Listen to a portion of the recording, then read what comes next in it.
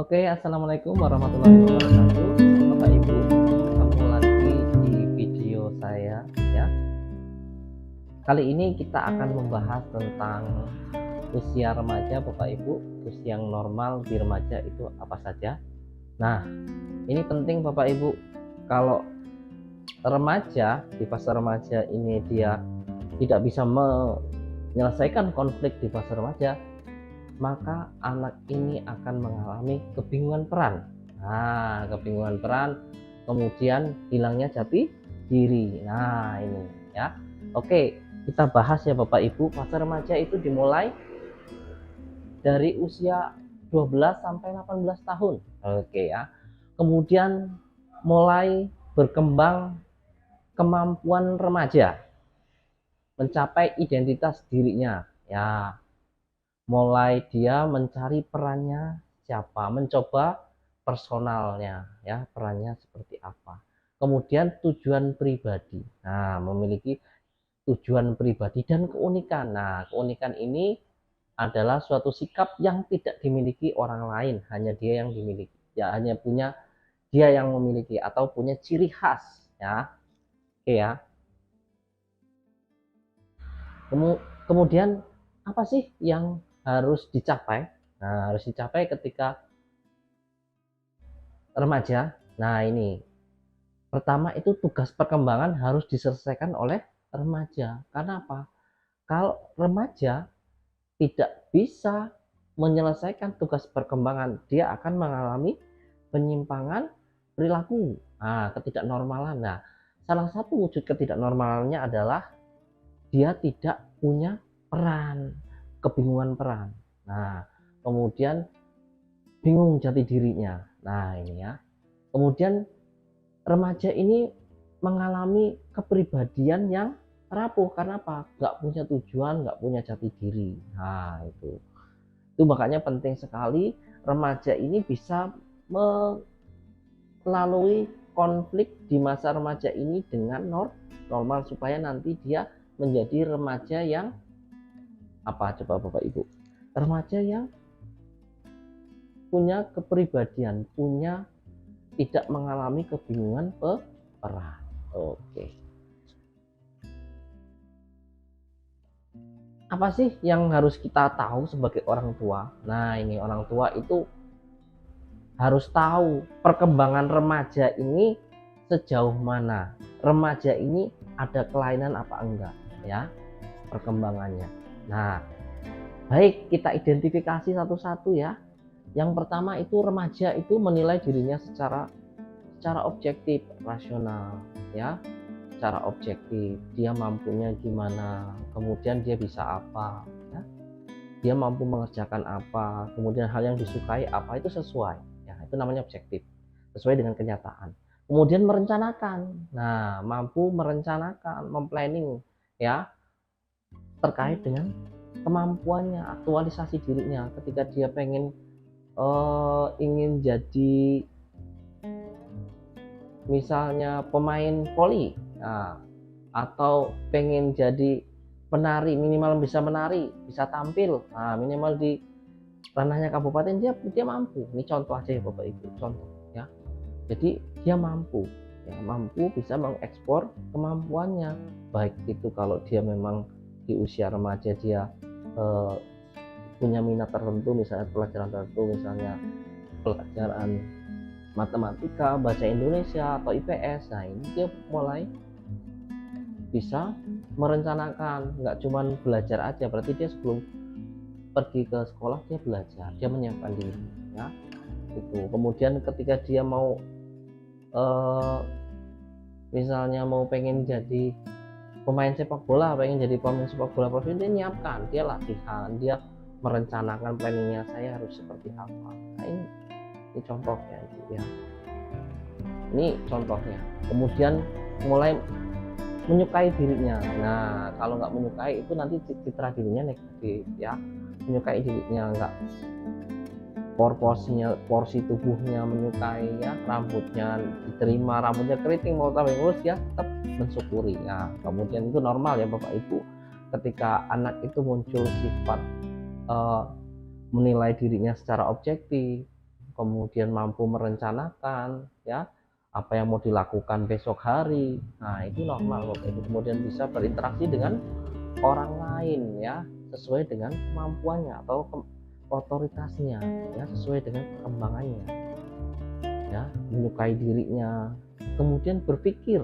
Nah, berpikir mempunyai rencana pribadi ya, ini berpikir ya, remaja itu mulai berkembang ya kognitifnya, sehingga dia bisa mempunyai planning terkait dengan planning tertentu. Misalnya mau ada kegiatan apapun dia bisa mengelola ya, misalnya ada kegiatan di sekolahnya, ada kegiatan pramuka, ada kegiatan hajat di sekolahnya, dia mampu mengelola karena memang di fase ini remaja itu kemampuan berpikir dan kemampuan merencanakannya itu berkembang pesat ya.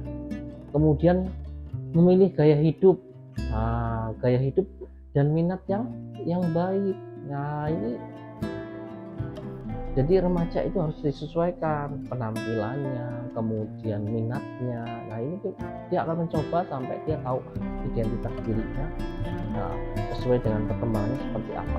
Nah, itu wajar ya Bapak Ibu ya, normal ya.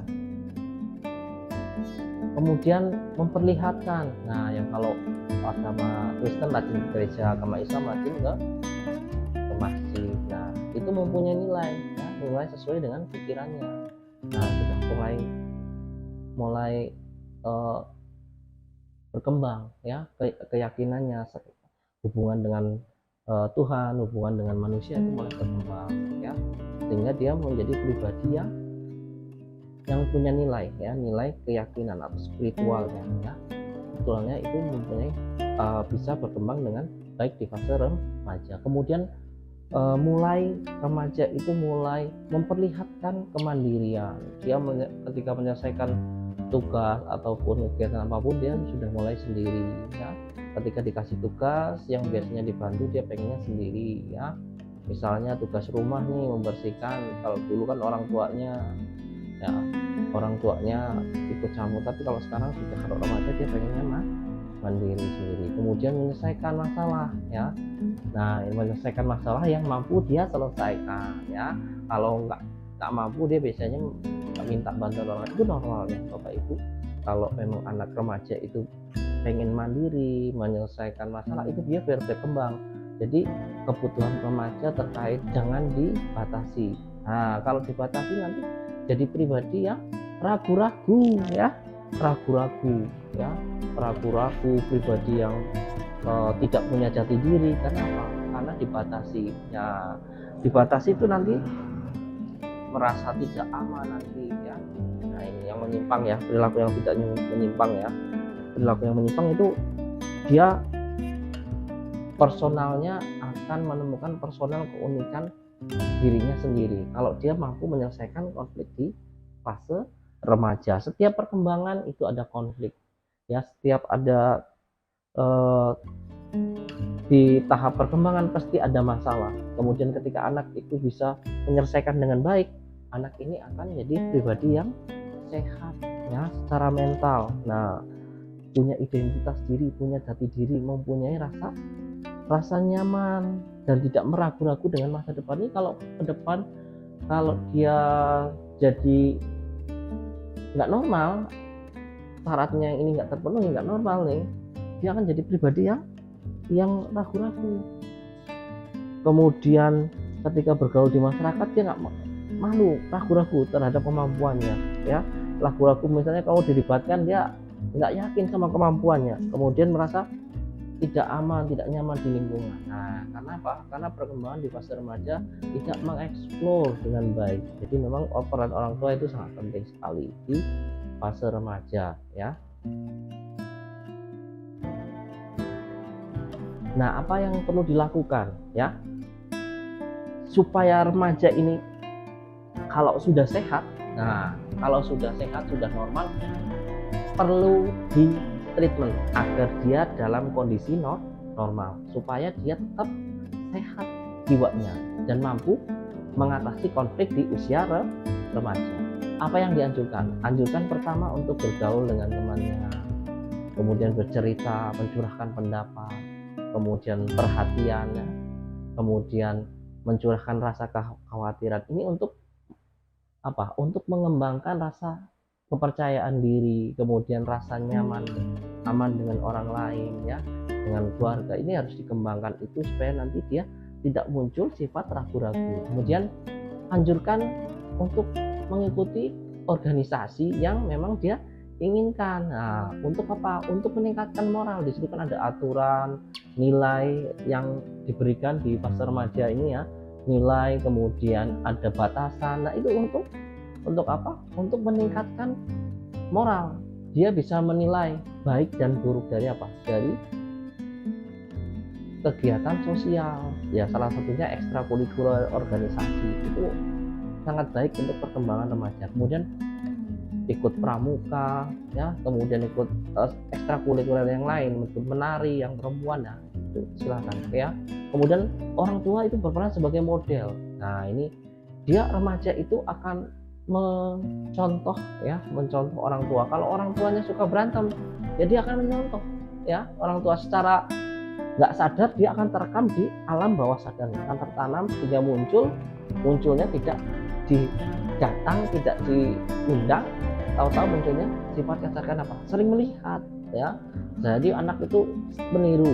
Nah, ini hati-hati Bapak Ibu. Jadi harus tahu ketika di anak itu kita nggak boleh terlalu mengedepankan emosi, ya, sehingga nanti anaknya jadi akan terekam di sini. Kalau emosi seperti itu orang tuanya melakukan, ya saya boleh melakukan. Nah, ini terekam. Ini yang akan jadi apa namanya? Akan jadi pola interaksinya ke depan. Nah, ini harus diperbaiki pola komunikasi sehingga anak ini akan berkembang jadi anak yang memang sehat secara mental. Kemudian dia bisa mengeksplor kemampuannya, percaya diri, kemudian bisa tahu keunikan dari kepribadian, tahu jati diri. Nah, itu penting sekali. Kemudian kalau bisa di lingkungan keluarga. Nah, ini lingkungan itu di rumah, ya, lingkungan di rumah, di tetangga, di sekolah itu harus sehat. Jadi ciptakan lingkungan yang sehat, jangan sampai anak itu nggak betah di rumah. Nah, ini dikit-dikit dimarahin, ya, anak-anak tidak betah. Nah, ini dimarahin. Kalau marah tanpa alasan ini akan berefek, Ibu, nanti masuk bawah sadar, anak akan terekam di bawah sadar, dan itu menjadi perilaku, jadi terbiasa. Anak itu kalau marah itu biasa, padahal itu nggak baik, ya. Emosi yang berlebihan, kalau marah yang berlebihan itu emosinya berarti nggak bisa dikendalikan, jadi kontrol, itu akan berakibat ke anaknya ke depan. Anaknya menjadi suka pemarah, melawan. Kenapa? Karena dulu sering dimarahinnya tidak tahu salahnya apa, ya, tidak tahu dia tiba-tiba pulang di sekolah dimarahin. Jangan, ya. Jadi marah itu boleh, tapi diucapkan dengan baik, ya. Harus marahnya juga dengan asertif, ya. Marahnya dengan asertif supaya anak ini tidak meniru. Nah, ini taktik, ya, tidak meniru, karena memang di fase remaja ini yang dicontoh adalah orang tua. Nah, ini penting sekali Bapak Ibu. Kalau anak Anda ingin sehat, ya kita harus berperilaku di keluarga, di sekolah, kemudian di lingkungan juga harus sehat supaya anaknya sehat, ya. Jangan sampai ada kelainan atau tidak normal. Nah, nanti ketika dewasa nanti bingung dia nyari kerja, tergantung sama orang tua. Kenapa? Karena ada tugas perkembangan yang terpenuhi di tahap ini. Nah, ini penting sekali, ya Bapak Ibu. Semoga pertemuan kali ini, ya, bisa jadi manfaat, ya, buat keluarga Ibu, jadi oleh-oleh keluarga Ibu. Jadi harapannya kebutuhan itu tidak hanya mesti melulu adalah terkait dengan kebutuhan sosial, kebutuhan uang, diorientasikan ke uang, ya. Kalau di jiwa itu ada faktor kedekatan, ada faktor orang tua memberi pujian supaya nanti Anda ada keterikatan antara anak, kemudian anak itu menjadi percaya diri. Jangan sampai karena bapak ibu sibuk, nah dengan kegiatannya masing-masing tidak mengurus anak dengan baik, ya, dengan dititipkan ke pembantu, dengan dititipkan itu, padahal bapak ibu punya waktu, ya. Waktu itu real time itu sangat penting untuk perkembangan anak, ya. Jangan sampai anak bapak ibu ya nanti ke depan ketika dewasa kemudian sudah menikah jadi ketergantungan masih tergantung sama ibu, karena memang dari awal pola asuhnya itu sudah tidak pas, tidak tepat. Nah, makanya dari sini kita tata ya supaya anak ini berkembang ya ketika dewasa itu menjadi pribadi yang sehat. Sekian dulu video kali ini, saya akhiri. Wassalamualaikum warahmatullahi wabarakatuh.